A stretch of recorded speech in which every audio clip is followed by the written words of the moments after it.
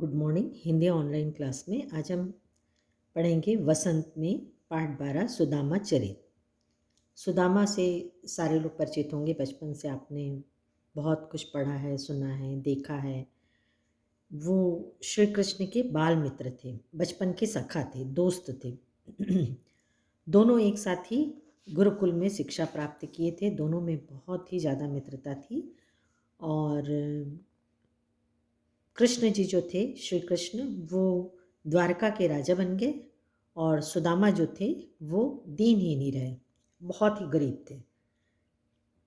तो एक ऐसी कथा है, मैंने कहीं पढ़ा था कि सुदामा भी बहुत अच्छे परिवार से थे, लेकिन उनको श्राप मिला था कि जब दोनों श्री कृष्ण और सुदामा जो रहते हैं, दोनों जब गुरुकुल में पढ़ते रहते हैं तो वहाँ पर कोई चोरी करके चने लाता है और किसी बहुत गरीब वृद्धा के चने रहते हैं वो, और वो चने चोर चुरा कर भाग जाता है।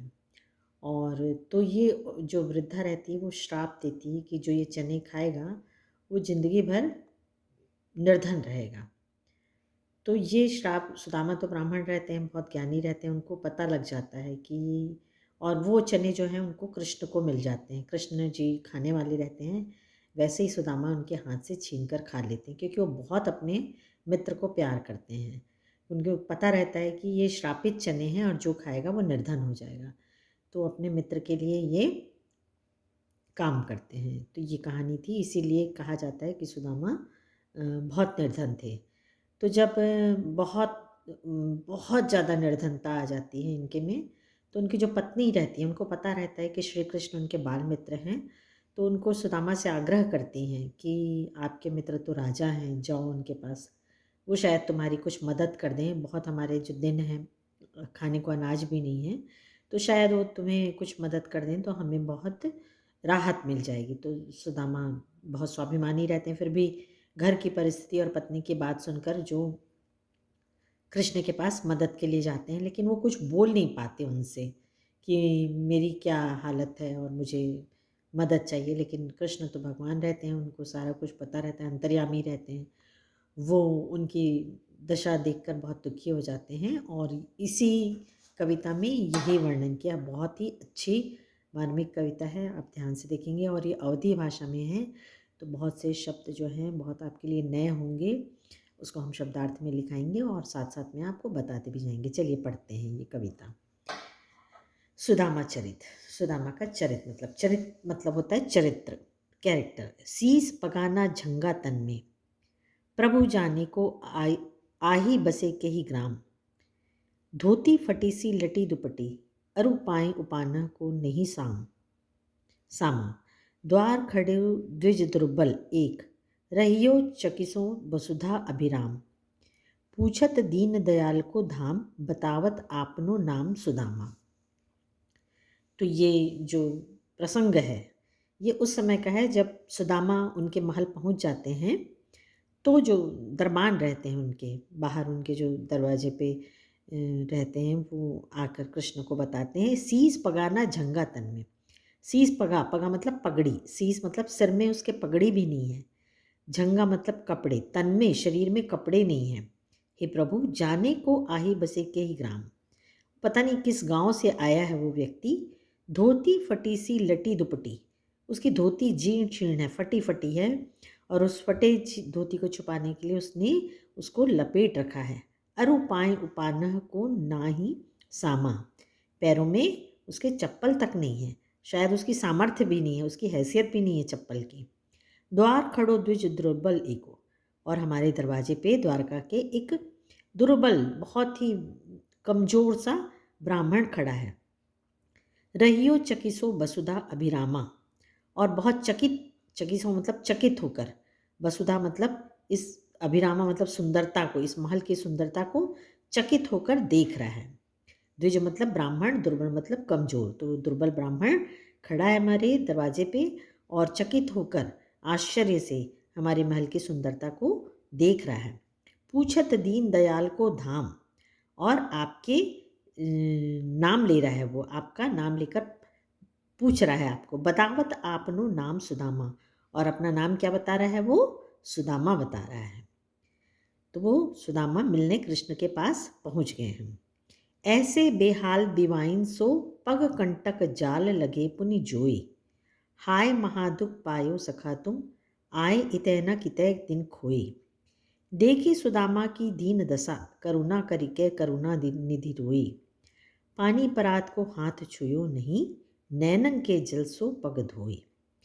तो सुदामा का नाम सुनते ही श्री कृष्ण बहुत व्याकुल हो जाते हैं, प्रसन्न हो जाते हैं और दौड़ के वो भूल जाते हैं कि वहाँ के राजा हैं। सुदामा का नाम सुनते ही वो दौड़ पड़ते हैं उनकी अगवानी के लिए, उनके स्वागत के लिए, और जाते हैं जब सुदामा के को लेने के लिए उनको सम्मान के साथ जब लाते हैं और उनके पैर को, पहले के जो रिवाज रहता था, पहले की जो रीति रहती थी, जब कोई मेहमान आता था तो उसके चरण धोए जाते थे, परात में रख के या कोई भी थाली में रख के उसके पैर रखे जाते थे और उसको धोया जाता था।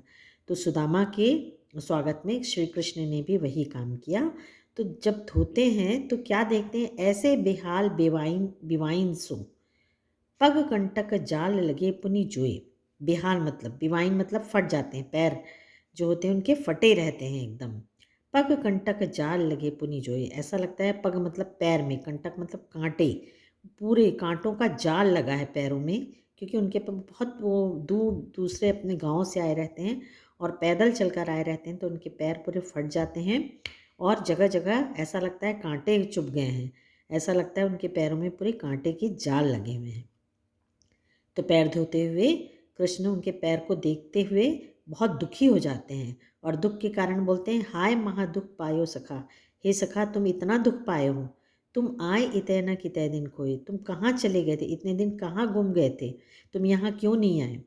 देखी सुदामा की दीन दशा, दशा मतलब दशा, सुदामा की गरीबी और ये हालत देखकर करुणा करिके करुणा निधि रोई, जो करुणा निधि दूसरों के दुख हरते हैं वो स्वयं रोने लगते हैं सुदामा की इस हालत को देखकर। सॉरी। पानी परात को हाथ छुयो नहीं, और जो पानी परात में लाते हैं सुदामा के पैर धोने के लिए, उसको हाथ भी नहीं लगाते हैं।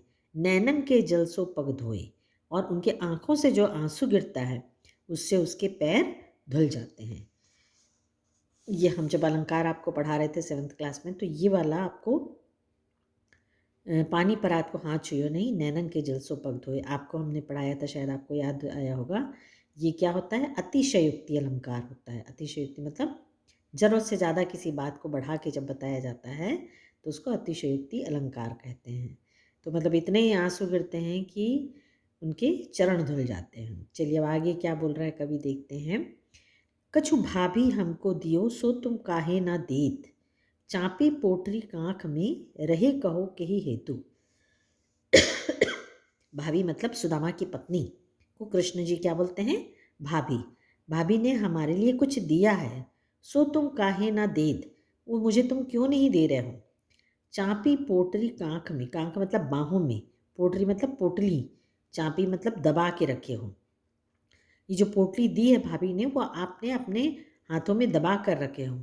रहे कहो न के ही हेतु, ये तुम किसके लिए रखे हो। आगे चना गुरु मात दयते, लय तुम चाबी हमें नहीं दीने। श्याम कहो मुस्काए सुदामा सो, चोरी की बान में हो जो प्रवीणे। पोटरी कांक में चापी रहे, तुम खोलत नाही सुधा रस भीने। पांचली बानी अजो न तजो, तुम तैसे ही भाभी के तंदुल कीने। आगे चना गुरु मात दयते, तो ये आपको पहले भी मैंने लेसन शुरू होने के पहले बताया था, चने वाली बात। तो गुरु माता ने जो चने दिए थे, लय तुम चाबी हमें नहीं दीने, तो वो चने भी तुमने चबा लिए थे, खा लिए थे, मुझे नहीं दिए थे।